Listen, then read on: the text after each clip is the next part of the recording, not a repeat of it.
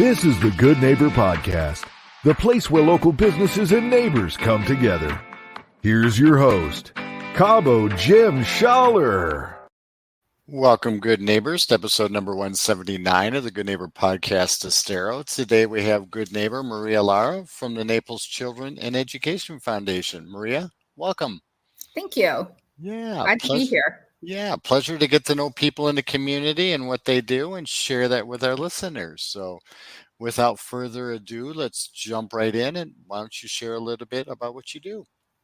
Sure. I am the CEO of the Naples Children and Education Foundation.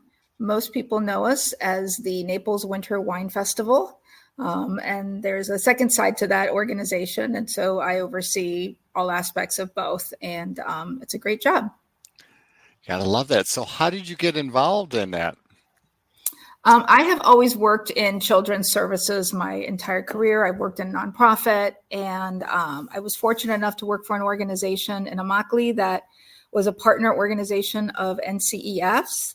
And when they were looking for individuals to manage some projects, I, was asked if I would consider, and, here I am 12 years later, still here, obviously. And it's been a great experience and opportunity for me, but also wonderful to be able to work with the community in so many special ways. Absolutely. It's following your passion and being passionate about what you do. And that adds just an extra level, to what you do for the community. And we appreciate it. So we've all had some type of, I want to say, challenge or obstacle along our journey, whether personally or professionally, that we can look back at now and say, you know what, not necessarily glad I went through it, but I made it through it, and now I'm in a better place. Is there something that happened along your journey? I think part of my journey includes my experience in working with at-risk children. First right out of college, I worked with really troubled youth, gang kids in Miami and in Homestead in Florida City, and really got to understand how things happen and where, young people end up in really bad situations or making terrible decisions. And so I learned firsthand, that people really are a product of their environment, and especially young people in challenging neighborhoods or challenging areas. And so the experience, watching young people kind of grow through that and see how one thing led to another in their span of life, led me to actually want to work in the nonprofit sector in trying to prevent some of that and trying to figure out ways where, could I work with an organization that can make a difference in some of those challenges so that the outcome for young people in, difficult situations is better. Absolutely. So are there any maybe misconceptions surrounding what you do or the children that we could clear up for our listeners? Sure. I think, when I go to do a presentation, I say I'm the CEO of NCEF, the Naples Children and Education Foundation. I get a lot of blank stares. And then I say, we're responsible for the Naples Winter Wine Festival. And people say, oh, okay, I know what that is.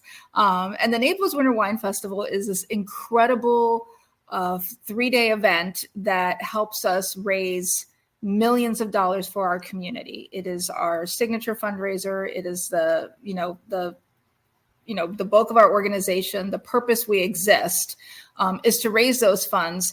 And the other thing that sometimes people don't understand is that 100% of the money we raise at the festival gets reinvested back into the community. NCF doesn't keep any of it. We don't use it to pay for operations. We don't use it to pay for anything else other than services for children.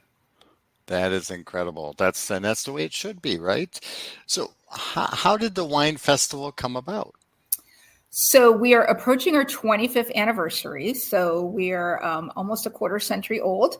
And 25 years ago, there were really well-meaning and very caring individuals who loved wine, loved food, but were aware that in our county, in Collier County, there is no tax-based support that goes to fund children's services. And so without that funding support, if there's a need for medical care or childcare or after school care. It really doesn't happen. And 25 years ago was even worse.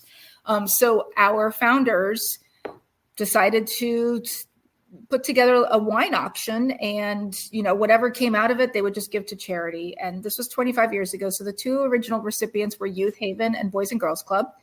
And our founders said, let's just invite our friends. Let's auction off some wine. Let's auction off a couple of trips and see what happens.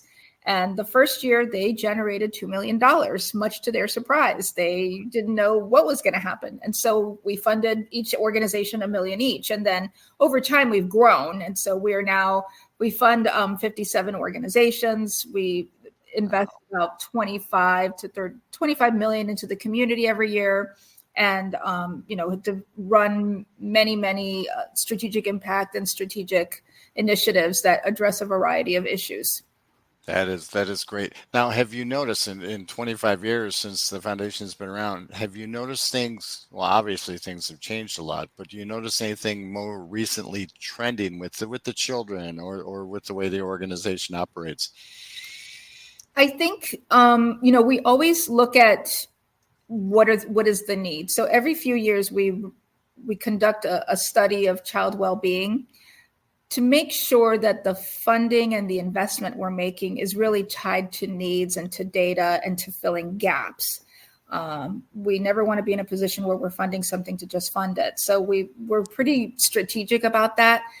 And I think you wouldn't be surprised, but between COVID and the hurricanes and then the challenges of current life, mental health and well-being for young people is really, really a concern and a challenge. We have more young people with more severe situations, and their parents are also struggling. So we have to figure out a way to meet the needs of the community and help those families that are in a particular circumstance for whatever reason. How do we help them become more resilient and overcome those situations? Because life continues to be more complicated for all of us. So there isn't a magic bullet. There isn't one answer, but developing really strong, resilient young people and families will make a big difference.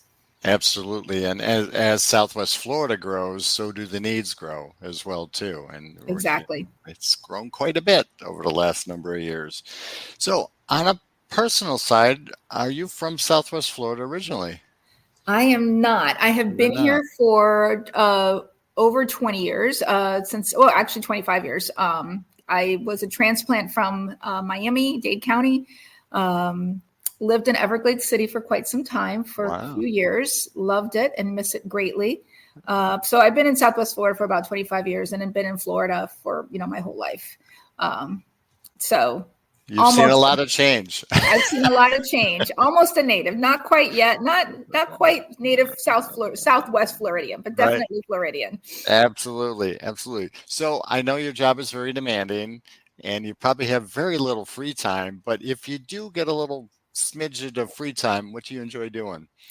I love our community, and I love being able to go out on the water, spend time with my family, either traveling or out on the boat or fishing or just doing things with my family that are recreational. So we just have a beautiful community. And so I'd love to enjoy parts of it that maybe I don't get a chance to do when it's really busy season. So it could be a farmer's market, it could be day on the beach, or it could be just, driving up and down the highway, trying to find, little fishing spots to throw a lure in with my husband and son. Absolutely. What's the saying that we live where most people vacation? So exactly. We have all this for us. So yes. We need to get out and see it once in a while as well. So is there one thing you wish our listeners knew about NCEF that maybe they're not aware of? I think it always goes back to connecting NCEF and the Naples Winter Wine Festival. NCEF is the organization that gives the grants and makes sure that the funding that goes for its intended purposes. The Naples Winter Wine Festival is a vehicle we use to raise those funds, and together they're an incredible powerhouse and an incredible way of making a difference in a community. And so I always try to tie those two together for people. Sometimes during the wine festival, we get a lot of press and it's very glamorous and it's very exciting. And there's a lot of things happening. We have world-renowned chefs and vintners that donate their time. So we don't pay anyone to come see us. These are people who donate their time to help us raise money for our own community. So it's generosity and philanthropy at its finest, and on so many different levels, from so many different genres in our community and people and walks of life.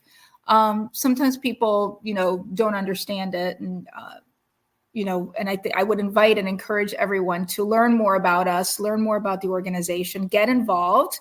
We're always looking for volunteers. We have an amazing online auction that opens up during the week of the festival that anybody who has a computer or a phone can access. And there's lots of fun, affordable things on there that also generate funds for the organization. And it's just a really great organization to become involved in. Absolutely. So how would our listeners go about contacting you if they want to get involved or donate? So we have an info that on our website that helps us sort of direct people to where they want to connect with, whether it's becoming a volunteer or making a donation or getting involved with our online auction or being on the receiving end of some of those links. And so our information is on our website, but also it's on the info button is right there on our website. Very nice. Very nice. Any last words for our listeners? I want to thank the community for being as resilient, as incredible as Southwest Florida is. We are all so fortunate to live in this community. This is such a special place, and it's because of the people like you, Jim, and just the other leaders in our community, but also the citizens. We're a tough crowd in terms of sticking it out when things get difficult. We band together and people help each other, which is amazing. And I think people sincerely care about the well-being of our community and our children. So I just want to say thank you and, let us know if we can help in any way and if we can keep in touch in any way. Absolutely. Maria, it's been a pleasure getting to know you. Thank you for being such a good neighbor. We appreciate what you do for the community here in Southwest Florida. And I hope to see you out in the community soon. Me too. Thank you, Jim. It's been a pleasure. Thank you for listening to the Good Neighbor Podcast Estero. To nominate your favorite local businesses to be featured on the show, go to gnpestero.com. That's gnpestero.com or call 239-296-2621.